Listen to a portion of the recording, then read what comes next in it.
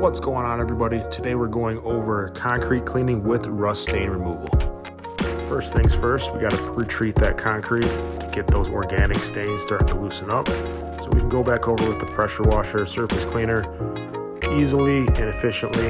As you can see, we're making multiple passes here, trying not to overlap as much as possible.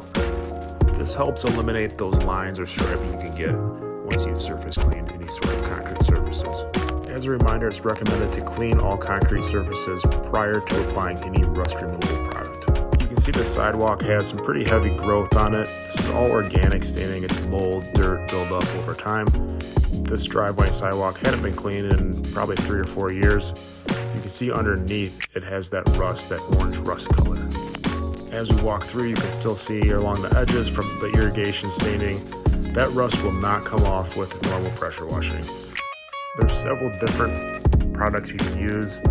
I've used oxalic acid in the past, which is very affordable. However, with this project, I used F9 BARC. It's definitely more expensive. It's about $50 a gallon.